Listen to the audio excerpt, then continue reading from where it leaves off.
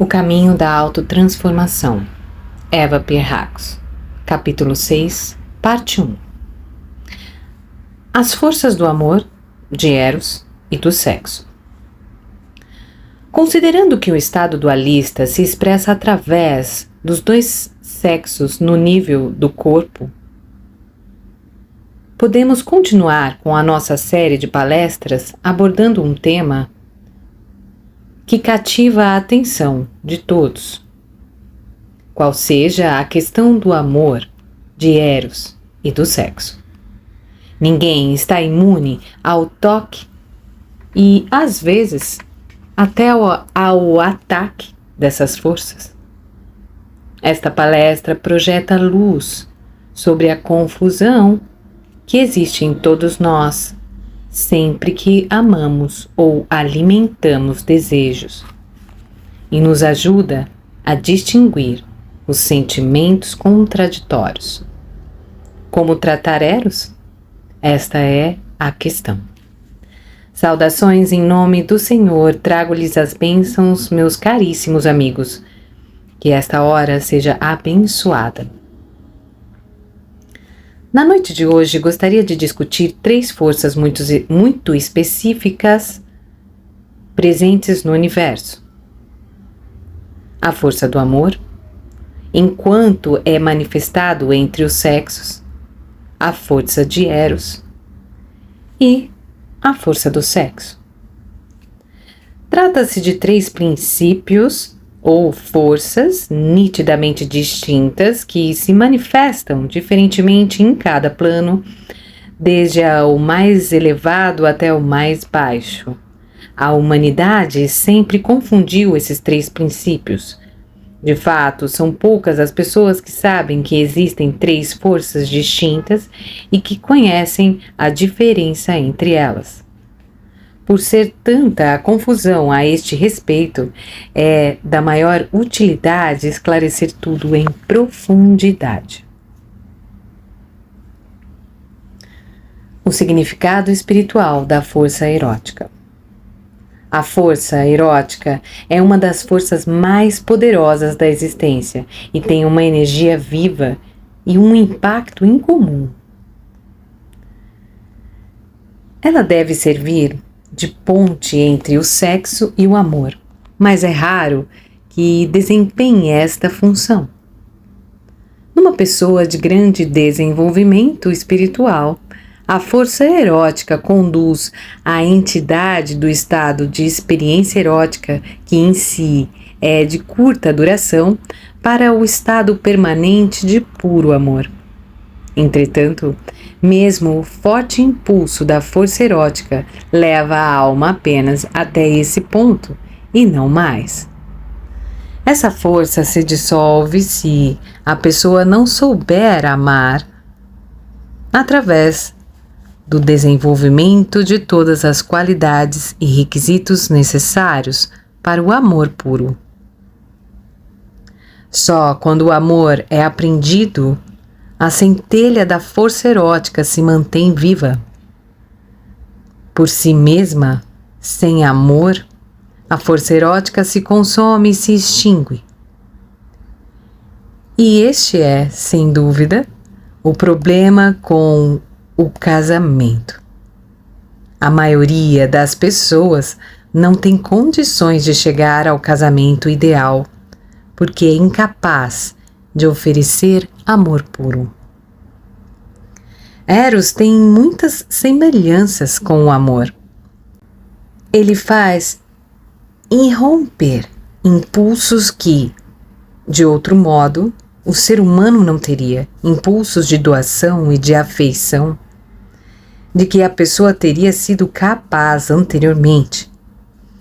É por isso que Eros é tão seguidas vezes confundido com o amor, mas é também tanto quanto ou até mais frequentemente confundido com o instinto sexual, que, como Eros, também se manifesta como uma necessidade intensa. Meus amigos, desejo-lhes expor-lhes o significado espiritual e o propósito da força erótica, especialmente no que se refere à humanidade. Sem Eros, muitas pessoas jamais experimentariam o sentimento e a beleza indescritíveis contidos no amor verdadeiro. Jamais sentiriam seu sabor e o anseio pelo amor continuaria profundamente submerso em sua alma. O medo do amor seria mais forte do que o seu desejo. Eros é a sensação mais próxima do amor e que o espírito pouco evoluído pode experimentar. Ele soergue a alma de sua indolência, de seu contentamento medíocre, de seu estado de vegetação. Ele faz a alma pulsar, sair de si mesma. Quando essa força se manifesta, mesmo as pessoas menos desenvolvidas são capazes de superar-se. Mesmo um criminoso pode momentaneamente sentir, pelo menos com relação a uma pessoa, uma afeição que jamais sentiu antes. Enquanto esse sentimento perdurar, até a pessoa mais egoísta terá impulso de generosidade. A pessoa preguiçosa abandona sua inércia e a que está subjugada pela rotina livra-se de hábitos estáticos de modo natural e suave. Nem que seja por breves instantes, a força erótica coloca a pessoa acima do seu estado de separação. Eros dá à alma um antegozo de unidade e ensina a psique temerosa o desejo ardente por essa unidade. Quanto mais forte for a experiência com Eros, menos satisfação a alma encontrará na pseudo-segurança da separação. Mesmo uma pessoa acentuadamente egocêntrica é capaz de sacrifício durante a experiência de Eros. Vocês veem assim, meus amigos, que Eros faz com que as pessoas realizem coisas que não têm disposição de fazer, coisas que estão intimamente ligadas ao amor. É fácil ver por que as pessoas confundem tanto Eros com amor. A diferença entre Eros e amor. Afinal, como Eros se distingue do amor? O amor é um estado permanente da alma, Eros não. O amor só pode existir se o seu fundamento for preparado através do desenvolvimento e da purificação. O amor não vem e vai a esmo. Eros, sim. Eros ataca com força repentina, muitas vezes pegando a pessoa desprevenida e mesmo encontrando-a sem vontade de passar pela experiência. Só quando a alma estiver preparada para o amor, ele tiver lançado os fundamentos, é que Eros será a ponte para o amor que se manifesta entre um homem e uma mulher. Você vê, então, como a força erótica é importante. Se essa força não os afetasse e não os tirasse de seus hábitos arraigados, muitos seres humanos jamais estariam preparados para uma busca mais consciente, para o derruimento de seus próprios muros de separação. A experiência erótica lança a semente na alma e faz com que ela aspire à unidade, que é a grande meta no plano da salvação. Enquanto a alma permanecer separada, a solidão e a felicidade serão o seu quinhão. A experiência erótica permite que a pessoa anseie pela união, pelo menos com um outro ser, Nas esferas do mundo do espírito, a união existe entre todos os seres e assim com Deus. Na esfera da Terra, a força erótica é um poder propulsor, não importando se o seu significado verdadeiro é ou não compreendido. É exatamente isso que acontece, embora muitas vezes seja um poder mal utilizado e também seja superestimado por seu próprio valor enquanto dura.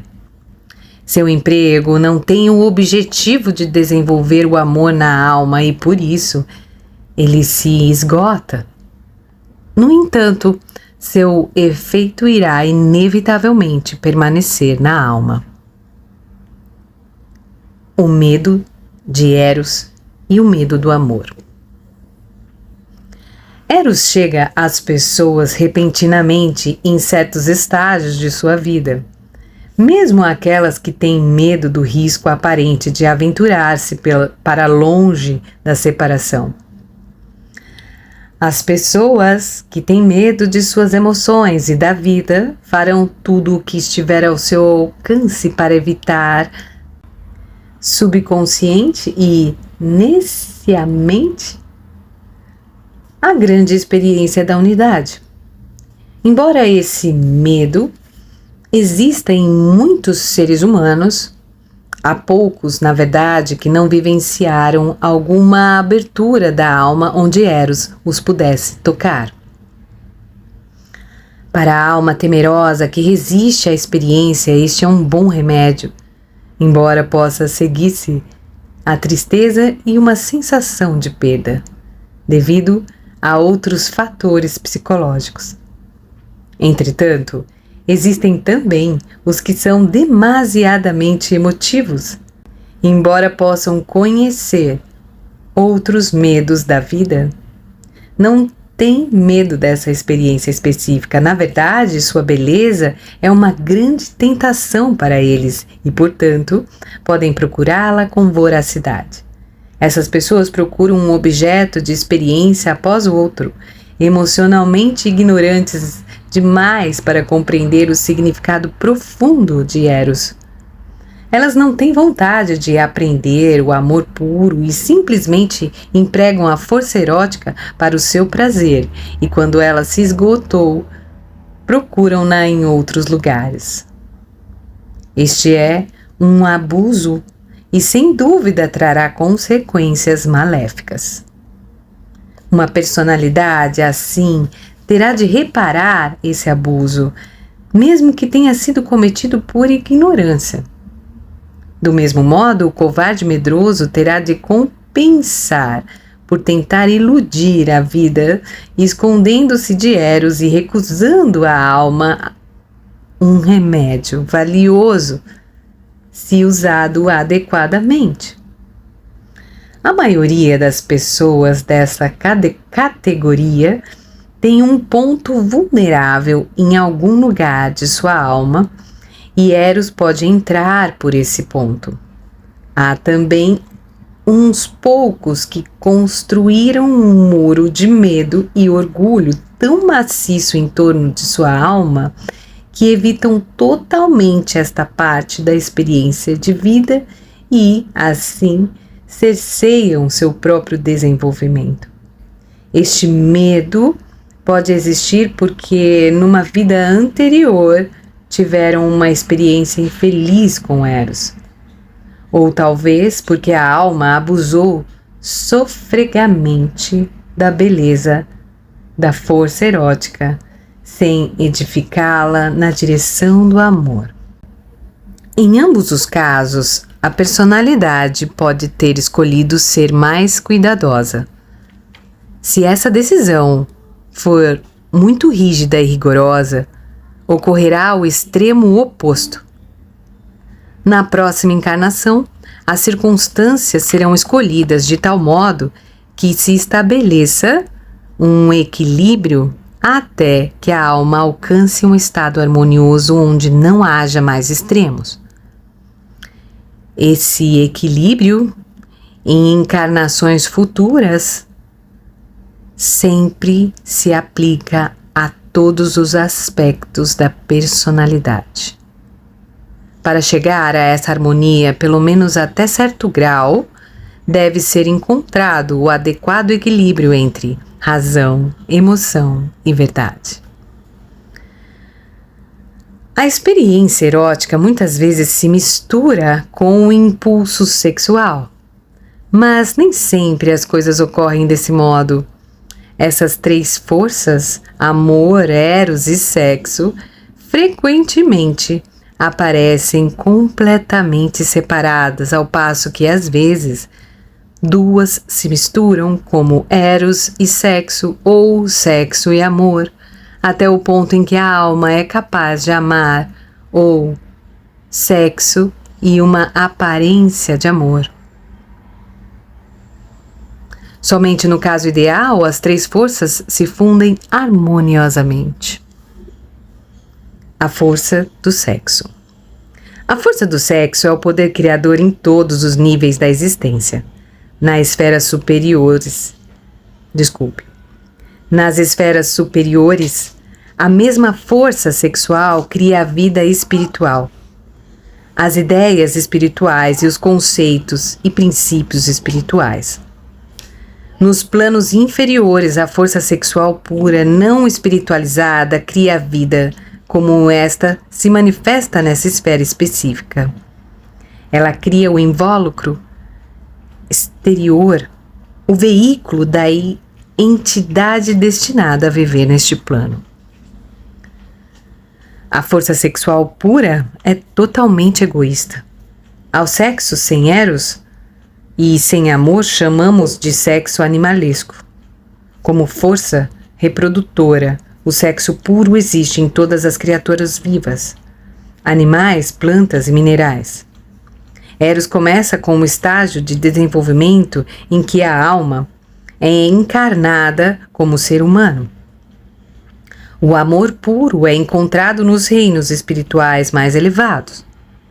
Isso não significa que Eros e o sexo não existam em seres de desenvolvimento superior, mas sim que os três se fundem harmoniosamente, aprimoram-se e se tornam cada vez menos egoístas.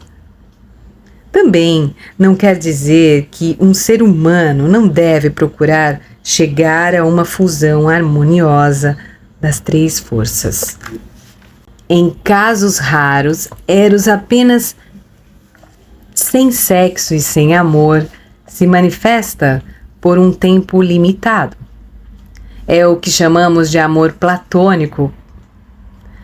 Porém, mais cedo ou mais tarde, sendo a pessoa razoavelmente saudável, Eros e sexo acabam juntando-se.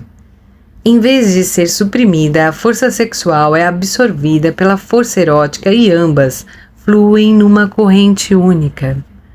A personalidade será tanto menos sadia quanto mais as três forças se mantiverem separadas. Outra combinação frequente, especialmente em relacionamentos longos, é a coexistência do amor verdadeiro com sexo, mas sem eros. Embora o amor não possa ser perfeito, se as três forças não se fundirem, há uma certa quantidade de afeição, companheirismo, ternura, respeito mútuo e um relacionamento sexual que de fato é puramente sexual, desprovido de centelha erótica, a qual se evaporou há algum tempo. É certo que, na falta de eros, o relacionamento sexual se desgasta. É este, meu amigo, o problema da maioria dos casamentos. É difícil existir um ser humano que não fique confuso ao defrontar-se com a questão de qual atitude tomar num relacionamento para que se mantenha a chama que parece querer extinguir-se na medida em que se instalam entre os parceiros o hábito e a familiaridade. Pode acontecer que você não tenha posto a questão em termos de três forças distintas, mas você sabe e sente que algo do casamento se dissipa, algo que estava presente no início. Na verdade, essa centelha é Eros. Você está num círculo vicioso e considera o casamento uma proposição sem esperança. Não, meu amigo, não é. Mesmo se você ainda não pôde alcançar o ideal. A parceria ideal do amor. Na parceria ideal do amor entre duas pessoas, as três forças devem estar representadas.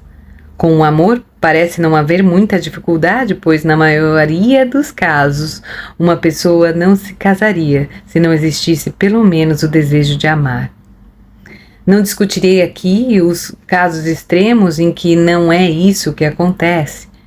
Dirijo minha atenção a um relacionamento em que a escolha é madura e todavia os parceiros não conseguem evitar a armadilha de se deixarem envolver pelo tempo e pelo hábito, porque Eros, esquivo, dissipou-se. A mesma coisa acontece com o sexo. A força do sexo está presente na maioria dos seres humanos saudáveis e pode começar a desaparecer, especialmente nas mulheres, depois de Eros se retirar. Os homens podem então procurar Eros em outro lugar, a menos que Eros seja mantido, o relacionamento sexual deve sofrer. Como se pode conservar Eros? Esta é a grande questão, meus caros. Somente se pode conservar Eros se o mesmo for usado como uma ponte para a verdadeira parceria no amor, tomado este no seu sentido mais elevado. Como se faz isso? A busca da outra alma. Procuremos primeiramente o elemento principal da força erótica. Ao analisar essa força, você descobre que é a aventura, a busca do conhecimento da outra alma. Este desejo está em cada espírito criado. A força de vida inerente deve, finalmente, puxar a entidade para fora de seu estado de separação. Eros reforça a curiosidade de conhecer o outro ser. Enquanto houver algo novo a descobrir na outra alma e enquanto você revelar a si mesmo, Eros viverá. No momento em que você passa a acreditar que descobriu tudo o que pode ser descoberto e que revelou tudo o que há a ser revelado, Eros desaparecerá. Com Eros, tudo é simples assim. Seu grande erro consiste em acreditar que há um limite quanto à revelação de qualquer alma, da sua ou da de outro.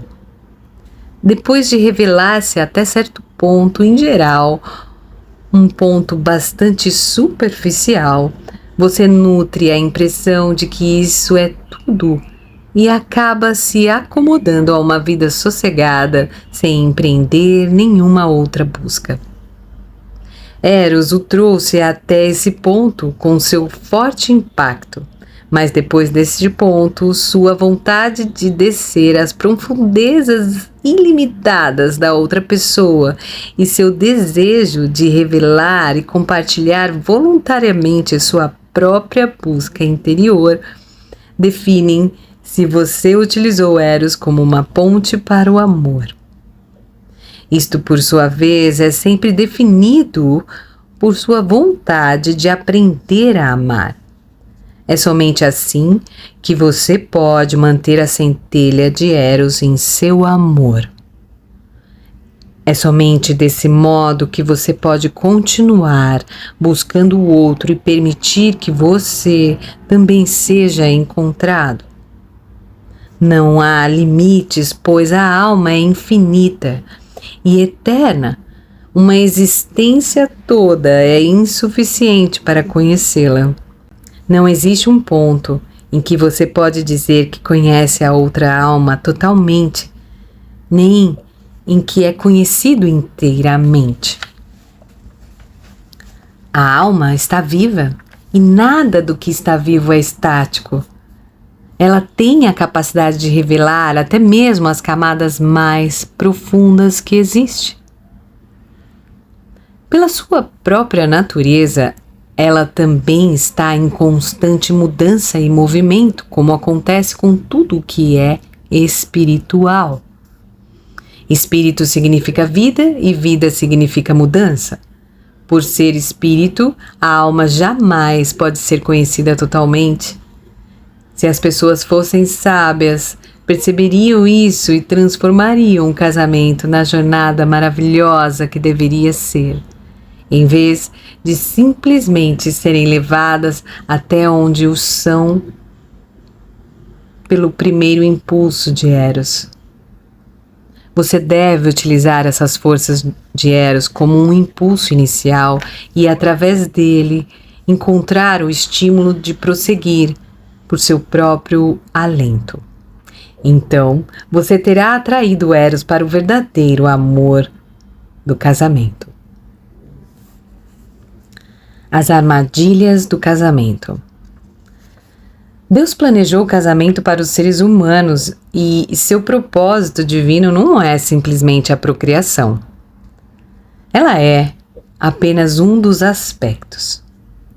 A finalidade espiritual do casamento é capacitar a alma a revelar-se a si mesma e a buscar o outro permanentemente para descobrir sempre novas perspectivas do outro ser.